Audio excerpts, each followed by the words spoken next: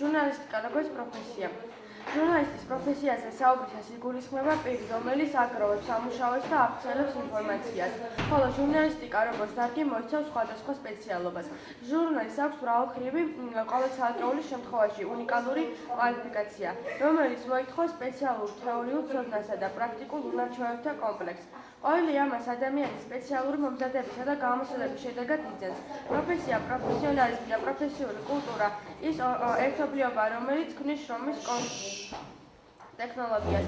მედიის სფეროში პროფესიული კულტურა გულისხმობს გარკვეული კანონების, სტანდარტებისა და შემოქმედებითი თავისებურებების ცოდნას, რაც მედია პროექტის ავტორს საშუალებას აძლევს გამოავლინოს თავისი უნარი და იდეალურობა.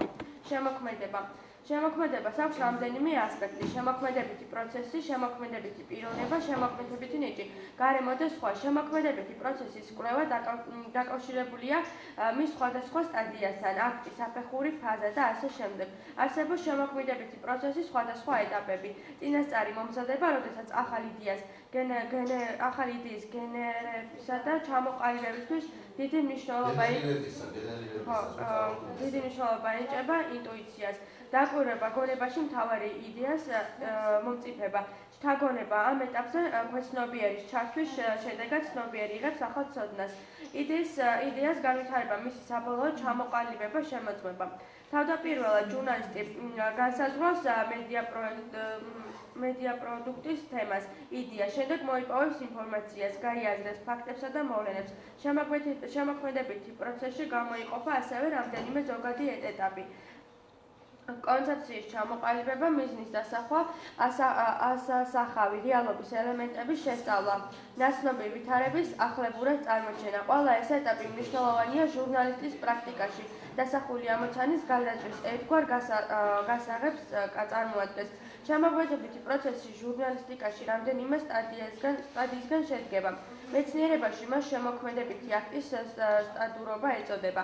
ამ შემთხვევაში შემოქმედებითი აქტი ორ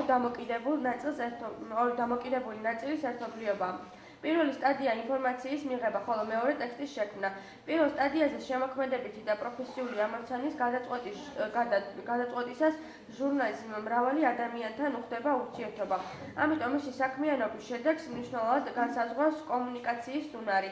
მეორე, ტექსტის შექმნის სტადია ყველაზე მეტად უკავშირდება ჟურნალისტის შემოქმედებით უნარს, რაც თავის მხრივ წერლის ტექსტზე მუშაობის პროცესს გავს. ჟურნალისტური პროფესიები.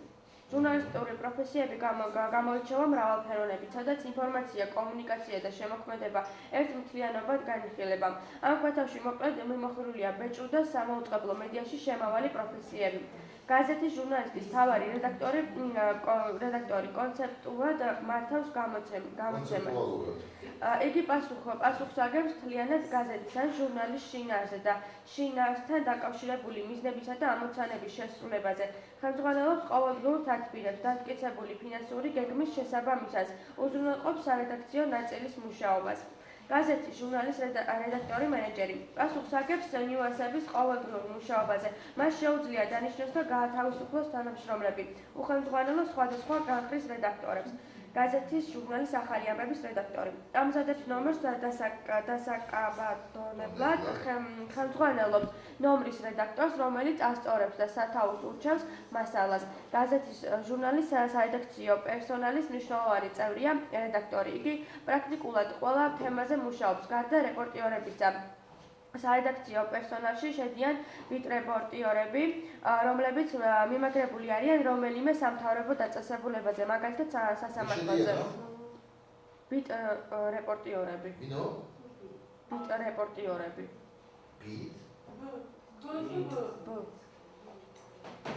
ახალი ზექარაშვილის დაუკავშირეთ. ზექარაშვილის დაუკავშირეთ.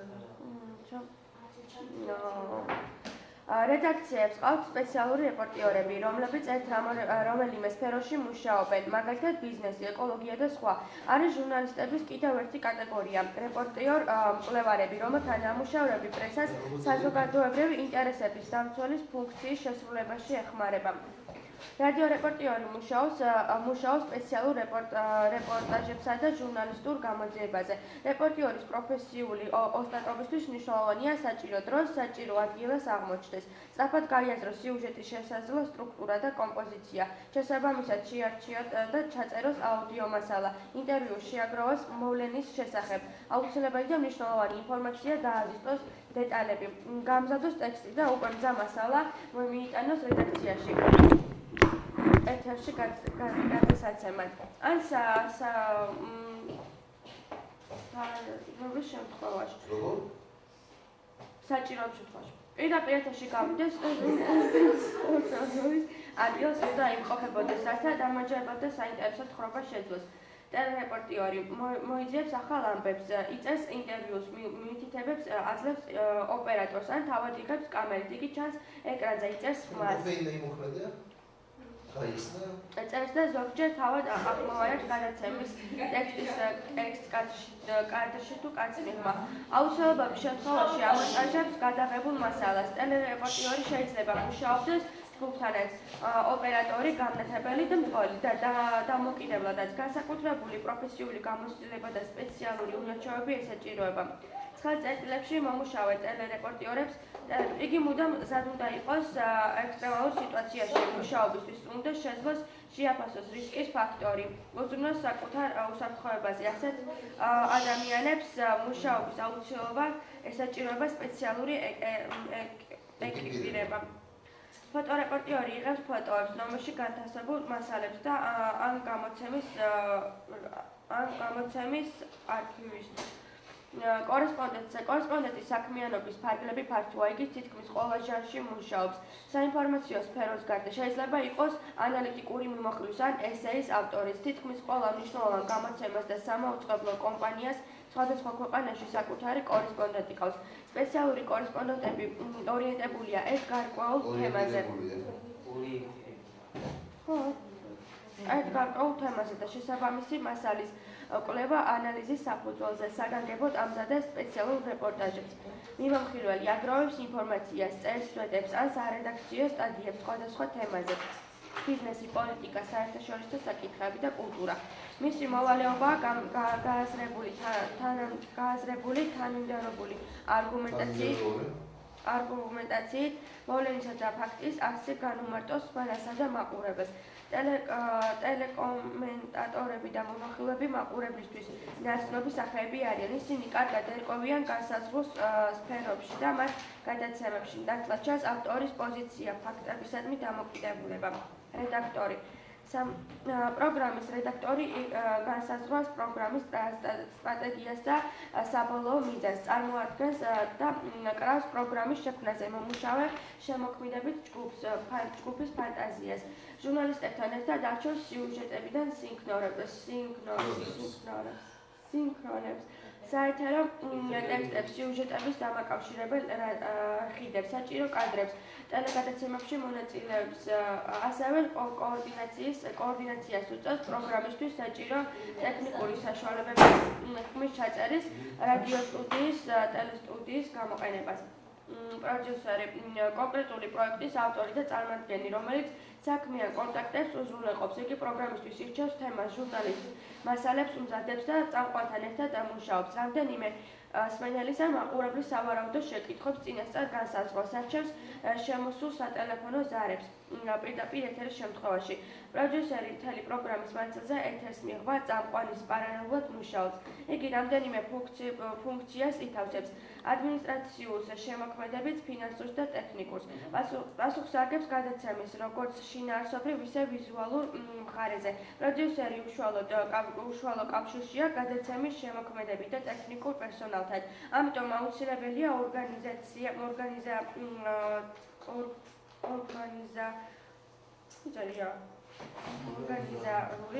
ნიჭი ჰქონდეს და ადამიანებთან ურთიერთობის ხმარება ფლავდეს.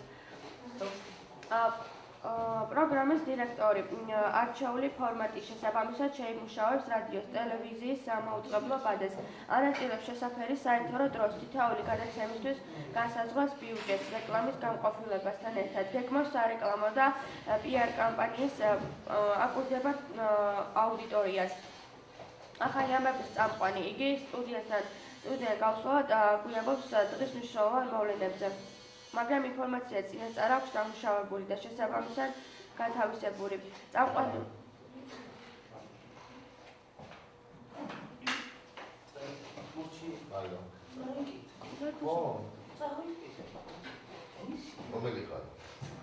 ახალი ამბების წამყვანი უნდა გამოირჩევდეს კარგი დიექციით და განსაკუთრებული და სამახსოვრებელი ხმის ტემბრით. კორესპონდენტების მიერ მოწოდებული ინფორმაციას წარმოადგენს რეპორტიორის ჩართვის შემდეგ ასრულებს სიუჟეტს. რეპლიკებს რეპორტაჟთან წინასწარ ათანხმებს, რაც მისგან მოითხოვს იმპროვიზაციას და სხარტა დაზრუნების უნარს. ახალი ამბების წამყვანს უნდა ჰქონდეს კარგი დიექცია, ტელეგენურება და სიტუაციაში სწრაფად ორიენტაციის უნარი. ამასთან მნიშვნელოვანია გადაცემის ფორმატის შესაბამისი ჩაცმულობასა და გამონებიანი ვარსკვლავობა და დამაჯერებელი მეტყველება. ახალი ამბების წამყვანი ხშირად კონკრეტული ტელევიზიის სახეა. რადიო თოქ-შოუს წამყვანი. რადიო თოქ-შოუს, რომელიც დასავლეთსა და ამერიკაში დამკვიდრდა, გულისხმობს სტუდიაში გამართულ დისკუსიაში ჟურნალისტთან ერთად მოწვეული სტუმრებისა და დამსწრე აუდიტორიის მონაწილეებსაც. რადიო თოქ-შოუს წარმატების საფუძველია აქტუალური თემებისა და საინტერესო პერსონის შერჩევა.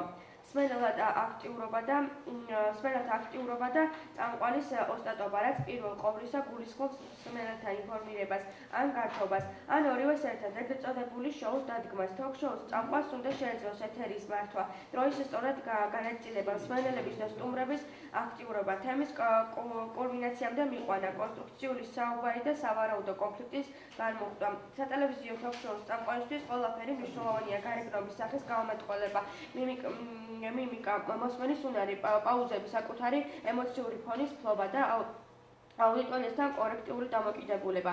წამყვანი სტუდიაში მოწვეული სხვადასხვა აზრის მქონე სტუმრების საუბრის წარმართველი არბიტრია, როდესაც დებატების მონაწილეები პრობლემას განიხილავენ.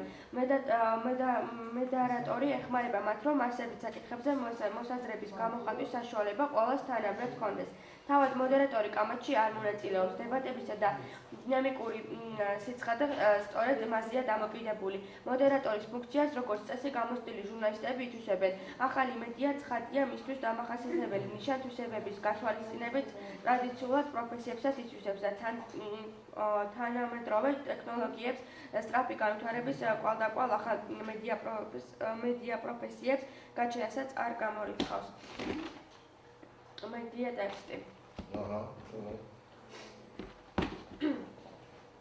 წერითი მეტყველება საგნობრივი წერისა და ადრეული კომუნიკაციის მსგავსი ფორმების საფუძველზე აღმოცენდა, როგორც კულტურული პროგრესის პრინციპულად ახალი შესაძლებლობა. დროთა განმავლობაში იგი იქცა ინფორმაციის დამუშავების, აღქმისა და ახალი გადაცემის ახალ საშუალებად. კულტურის ყოველი მოვლენა ადამიანის მიერ ნიშანთა სისტემის საშუალებით შექმნილი ტექსტისა და ჟურნალისტის მთავარი ინსტრუმენტის სიტყვა. ჟურნალისტის სიტყვას უნდა გრძნობდეს. სიტყვები კი სხვადასხვაგარია, მაგალითად, შეყვარებული ადამიანის სიტყვები, რომელთაც ლექსს წერენ, ემოციებსა და ამაღლებული გრძნობებს გამოხატველია. ჟურნალისტის იარაღი კი, რა თქმა უნდა, ყოველდღიური ყოფითი ლექსიკაა, რადგან მან რთული საკითხების კი სადა გასაგებიანით უნდა გამოხატოს. მედია ტექსტთან განიხილება წერითი, აუდიო და ვიზუალური, ვერბალური და არავერბალური საშუალებები, სიმბოლოები ან მათი კომბინაცია. მისი რეალობის მეტ-ნაკლები სისრულით ასახვას შესაძლებლობას იძლევა. ჟურნალისტის მიზნის მისაღწევად საშუალებათა არჩევანში თავისუფალია. სწორედ ამით გამოიხატება მედია ტექსტის, როგორც სინამდვილის, ამსახველის უნივერსალობა. ჟურნალისტიკის კანონია მასალის ისეთი სიცხადისა და კონკრეტულობის მიღწევა, რაც უზრუნველყოფს ინფორმაციის ადეკვატურ იდეას. თვალსაზრისის დაუმახინჯებლად სემანტიკური და ფსიქოესთეტიკური დეფორმაციის გარეშე და თვით ყველაზე უმნიშვნელო შეფასებით ნიუანსების დაუკარგავად გადმოცემას. მედია ტექსტის შექმნა შემოქმედებითი პროცესია და დიდი როლი ეკისრება შრომის ავტორისეულ ხედვას, თვით ჟურნალისტის მსჯელობას დაასკვნებს. მედია ტექსტის სოციალური ასპექტი. მედიატექსტის ხარისხი უშუალოდაა დაკავშირებული რეალობის მაქსიმალურად ობიექტურ ასახვასთან, მისი სოციალურ-პოლიტიკური ასპექტის შესაბამება საზოგადოებრივი ცხოვრების რეალურ სურათს მიუხედავად იმისა, თუ რომელი სოციალური ფორმაციის ფარგლებში იქმნება ჟურნალისტური ნაწარმოები, მას ყოველთვის ექნება გარკვეული იდეოლოგიური ორიენტაცია. ეს გამოწვეულია კონკრეტული საზოგადოებისა და დროის შესაბამისი უსვლელი დისკურსის არსებითი სიტყვა. დისკურს ორგვარი მნიშვნელობა შეიძლება ჰქონდეს ტექსტი, რომელიც წარმოადგენს ყოვლისმომცველი კულტურის აზრობი გარემოს და ტექსტი როგორც მიზანმიმართული სოციალური ქმედება. იგი არა მხოლოდ იქნება სოციალური საქმიანობის პროცესში და აირეკლავს მას, არამედ თავადაც ქმნის სოციალურ სინამდვილეს. არსებითად ნებისმიერი ჟურნალისტური მასალა ამ დისკურსის ნაწილია. ჟურნალისტური ნაწარმოები ამა თუ იმ ხარისხით ყოველთვის ინტეგრირებულია საერთო დისკურსის უმნიშვნელოვანეს სეგმენტთან, პოლიტიკურ დისკურსთან, რომელიც იდეოლოგიური შინაარსის მატარებელია. ჟურნალისტური ნაწარმოების ტექსტი არსებობს დამოუკიდებლად და იმავდროულად დიალექტურ კავშირშია სულიერი ცხოვრების სხვა სფეროებთან, ამიტომ მართებული და მასობრივი ინფორმაციის სისტემაში გამოიყოს ტექსტის შექმნის ორი ასპექტი: სემიოტიკური და ტექნოლოგიური. მედიატექსტის გადმოცემის საშუალებები. ჟურნალისტურ პრაქტიკაში წერილობითი ტექსტები შეიძლება დაიყოს გადმოცემის შემდეგი ხერხებისა და სახეობების მიხედვით: თხრობა, აღწერა, მსჯელობა. თხრობით ტექსტში მოვლენები და ფაქტები გადმოცემულია თანამიმდევრულად, მოზომილად, ლოგიკურად. აღწერით ტექსტში წარმოჩენილია რეალური ცხოვრების სურათი, ცალკეული ფრაგმენტები და ეპიზოდები, ხოლო ტექსტში, რომელიც მსჯელობა დომინირებს, იძლევა საგნებისა და მოვლენების ანალიზს, ასაბუთებს დებულებებს და სხვა მტკიცებულებებით, ანუ არგუმენტაციის გზით. უპირველეს ყოვლისა დამახასიათებელია ანალიტიკური პუბლიკაციისთვის.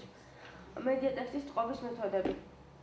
სხვადასხვა ჟანრის ტექსტები სხვადასხვაგვარად უნდა აიგოს. ინფორმაციული ჟანრის ტექსტი გამოირჩევა შინაარსისა და ფორმის სისადავითა და ლაკონურობით. სულ სხვაგვარია ანალიტიკური ტექსტების აგების მეთოდიკა. სიუჟეტური წყობა იშვიათად სწორხაზოვანი და მარტივი. ხშირად გამოიყენება სხვადასხვა სირთულის ქვეტექსტი. სინამდვილის შეცნობისა და ასახვის მიზნით ავტორი ცდილობს გაანალაგოს სიუჟეტის ელემენტები ორგანულად. ჟურნალისტურ შემოქმედებითი პროცესის ეტაპები და ელემენტები. საინფორმაციო პროცესი, საბაბი, წყარო, მეთოდი, საინფორმაციო პროცესი. ჟურნალისტიკა არის რთული ერთიანი სისტემა, რომლის მუშაობასაც განსაზღვრავს სწორად დაგეგმილი წარმართული საკომუნიკაციო პროცესის ჯაჭვი, ინფორმაციის მოპოვება, დამუშავება, ზოგჯერ შენახვა და გავრცელება. ინფორმაციული ჟურნალისტური საბაბი, თემის შერშევა. ინფორმაციული საბაბი განისაზღვრება იმით, თუ რა იქნება საინტერესო აქტუალური შესაბამისია აუდიტორიისთვის. საბაბი შეიძლება შექმნას როგორც მოვლენამ, ისე ადამიანმა. სრულად განსხვავებული პირობებში იკვეთება თემა, როდესაც ჟურნალისტი საგანგებოდ ეძებს მაგალითად მოსმენიდან გაგორინ ამბავს საკუთარი თვალით ნანახი მოვლენა და ზოგჯერ ბუნდოვანი წარმოდგენა აქვს, თუ რა პრობლემაზე უნდა შეარჩიოს ყურადღება. ამ შემთხვევაში გამოდგება ეგრეთ წოდებული ბრეინსთორმი, ანუ ტვინის ჭყლეტვის მეთოდი. ინფორმაციის მოპოვების წყარო. პირობითად თემა ნაპოვნია და მისი გაშუქების მიზანიც განისაზღვრა. შემდეგი ეტაპია წყაროების მოძიება. სანამ წყარო შეირჩევა, უნდა შეემუშავდეს ყველა ეტაპის და დაწვრილებითი გეგმა, რისთვისაც ჟურნალისტები იყენებენ კიდევ ერთ ცნობილ მეთოდს, ეგრეთ წოდებულ mind mapping-ს, ანუ გონებრივ რუკას, როდესაც განისაზღვრება მთავარი იდეა. მერე დაალაგდება არგუმენტაციის საჭირო თემები, შემდეგ ნებისმიერი ფორმის საილუსტრაციო მასალა. მასალის განლაგება ეგრეთ წოდებული mind mapping-ის მეთოდის მიხედვით. ჟურნალისტიკაში ცნობილია სამი ძირითადი წყარო: თვითმხილველი, ანუ მონაწილე, ექსპერტი და დოკუმენტი. გამოყენებული ხელნაწერი, ბეჭედასმული, დათარიღებული და კანონი, მბრძანებლობა, წიგნი, გაზეთი. მოყვანის შემთხვევაში გამოიყენება სამივე წყარო. ინფორმაციის მოპოვების მეთოდი. წყაროს მოძიებასა და დადგენას მოსდევს შემდგომი ეტაპი, მეთოდის შერჩევა, როგორ მოიპოვებს ჟურნალისტმა სასურველი ინფორმაცია, რა ხერხით და რა საშუალებით, ისე რომ არ დაარღვიოს პროფესიული ეთიკა და არც კანონი. დაკვირვება, ინტერვიუ, შესწავლა. ჟურნალისტიკაში არსებული წყარო და მეთოდი ლოგიკურად უკავშირდება ერთი მეორეს თვითმხილველისგან მონაწილესა და ექსპერტის ინფორმაციას. მოიპოვებენ ინტერვიუს მეთოდით, დოკუმენტის საჭიროებს ყურადღებით შესწავლას. მთლიანად თემა, წყარო და მეთოდი საინფორმაციო პროცესის პირველი ეტაპის შემადგენელი ელემენტებია. გაშუქების ხერხი. ფაქტოგრაფიული ხერხი ჟურნალისტიკისგან მოითხოვს საკუთარი აუდიტორიის ოპერატიულ ინფორმირებას, მისი ინტერესებისა და მოლოდინის გათვალისწინებით უმნიშვნელოვანესი და აქტუალური ფაქტების შერჩევასა და გაშუქებას. ამ დროს ყალიბდება ინფორმაციული ჟანრთა ჯგუფი, რომლის მიზანია ახალი ამბების უტყუარი ზუსტი ობიექტური ასახვა. ჟურნალისტი იყენებს 5Ws ფორმულას, სადაც ყველა კითხვაზე პასუხი